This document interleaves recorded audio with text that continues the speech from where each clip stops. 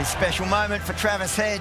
He was parked on 99. He said, I've got to take matters into my own hand. I'm going to go downtown off the bowling of Joe Root. He had his great mate, another local boy, Alex Carey, with him. And then the celebrations began. And didn't they celebrate well? And it may go long into the night here. Unbroken partnership there between the two local boys. Isa Guha joins us now. Isha, that was... Well, there's some cricketers that you enjoy watching and some then elevate it to a new level, and the jubilation around this ground was electric. He just loves whipping this crowd into a bit of a frenzy, doesn't he? And he kept everyone guessing when he was on 99. He was dropped on 99. And then, you know, his 4th consecutive century here in 4 Test matches, Adelaide Oval. He absolutely loves it. But with so many centuries here, he does have to mix it up with the celebrations. So this time he kissed the turf. It was a stunning knock because he was opening the batting this time. Yeah. Of course, it wasn't as easy for him, and I thought he handled it really well. Yeah, and he had, I mentioned there, Alex Carey at the other end, the centurion in the first innings junior, and he got himself to 50. What lays in store for him tomorrow is anyone's guess, but he played a really nice inning, did not miss a beat.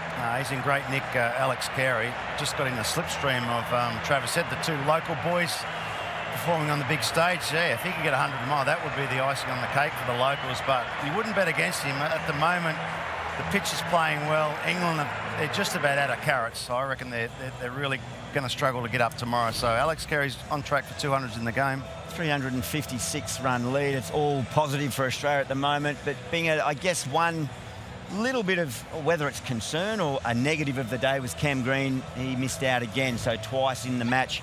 He did have an impact with the ball in hand, but do we see any issue here? Is there any pressure on him? Bo Webster sitting in the sidelines? I think there's pressure on every single player every time they go out to play cricket, but what you don't want to do amongst a team is actually make batsmen or bowlers scared, like, you know, looking over their shoulder the whole time. Look, I think they'll stick with Cameron Green. He's a great asset for Australia. He offers both with bat and ball. On this occasion, yeah, they'd love more runs from him, of course. Just dabbled at a bit of a wide one there, but look, I think they'll probably try and stick with him. It's not often an entire batting lineup all fire, is it? In any form of the game. So you would think that they'll just happy to, should they go on and win this Test match, just keep that momentum going. Well, they just want to go for the jugular. You know, it's still a pretty good batting deck. England are seriously tired. They're fatigued mentally. Australia in a great position, 2-0 up in this series. They want to get the job done. They want to win this Test match. They want to win the series outright, and cause celebrations for everyone in Australia. But they have been mentally so strong right throughout this series, skills-wise, strategy-wise, everything that they've done. England had a moment this morning. They had a session that went to them. Ben Stokes, Jofra Archer, they fought incredibly hard. They were still 100 behind, but they had a wicket just going into lunch there. And the afternoon session was always going to be the big session in the context of the game, and Australia just took it away from them. Yeah, they did. You could even say the moment was when Mitchell Starc came back and got Ben Stokes out with a beautiful delivery. Yeah. But when they were dismissed, England, Jake Weatherald came out along with Travis Head, and he's the other one who missed an opportunity, perhaps. Junior was adjudged LBW here, chose not to review. Well, he'd be sick. I can't really work out why he wouldn't review. He knows right arm bowls over the wicket to him, unless they swing it back big time, or they're right in close to the stumps, which Carter's not. So from that angle, there's every likelihood that that ball's going to pitch outside leg, because it only hit him right in front of leg. It didn't hit him in front of off stump. So yeah, maybe because he's only early in his career, he didn't think he could go for the review, but he really should have. It was quite clearly pitched outside leg. Well, 131 runs at 26 so far in a very short sample size. Have you seen enough evidence that Jake Weatherald's fine at this level? Or yeah, I like him. Yep. I like him. I like what he brings to the team. I think he brings that the element of surprise. He's obviously got a very good technique up the top. He's been LB, you know, a couple of times, which you'll have to watch and make sure that we've heard the experts in the batting continuously say about the head falling over and all that, but he's only young in his career. But I think what stuffed him today was the ball, the shape of the ball. There was beautiful seam position with the ball shaped back in, so he might have thought it pitched in line, but I think those close ones, got to go upstairs, eh? Use them up. Use them up for sure. He'll be ruining his decision there. Ben Stokes, you mentioned him, Isha. We've just all wondered just how much of a load can he carry? The captaincy, the tactics, the bat, the ball. Well, he didn't have the ball today because of all that time yesterday out there in the field batting. he just wasn't able to get himself up. I don't know if it's an injury or just fatigue. Well, it wouldn't be fatigue. There's absolutely no way it would be fatigue with the situation of the game. I heard a stat, 90 minutes off the field of play. He's been batting, he's been bowling, he's been captaining. He's given it absolutely everything in every test match. And that's just cost him in the end. You know, clearly a niggle. There's clearly a reason why he's not bowling. He went off the field at one stage as well. He was having a look at his right groin at one stage on the field. So, yeah, that's not good news. But in the afternoon session, in the evening session, you're expecting him to bowl. You're expecting him to come in, provide some magic, provide some inspiration for this side. You know, they picked up a couple of quick wickets, and that was a big moment. Australia, you know, they had Travis Head, they had Alex Carey. That's why that Alex Carey innings was so important, because if England had picked up another couple there, they might have felt that they could get themselves into the game. But Australia just shut the door on them. Hey, look, and no Ben Stokes Stokes as well. Yeah, he's like the marathon man. He's the type of guy that would bowl 15, 20 overs and go for a 5K run when he's done.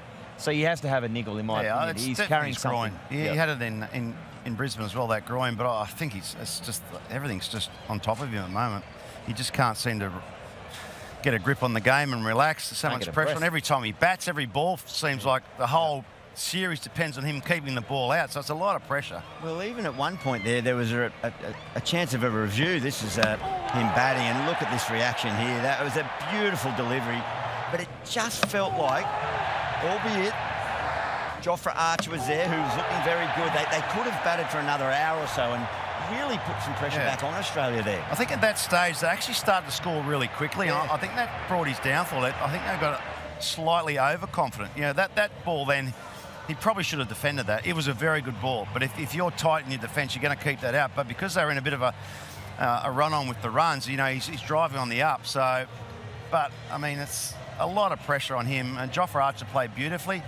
But it's been the story this whole series, just when you think England has sort of got half a foothold on the game, that they just lose it quickly. And that's a lack of contribution from a lot of the players and so much pressure on one or two players. A huge difference in the bowling attacks as well. Yeah. You know, you could see it in Ben Stokes' captaincy. He wasn't confident enough to bring the field up. He had the field set for the bad ball, effectively, at one stage in the afternoon with the spinner on and Will Jacks. And I just feel that normally Ben Stokes is a bit of a gambler. He likes to bring the field up, okay, try and hit across the line, try and go after and go over the top, but he wasn't really doing that in the afternoon. It felt like it was meandering a little bit, and then Australia obviously getting that foothold over the game once again, and two players out there who are being seriously ruthless, and they're going to come back tomorrow and try and bat England completely out of the game.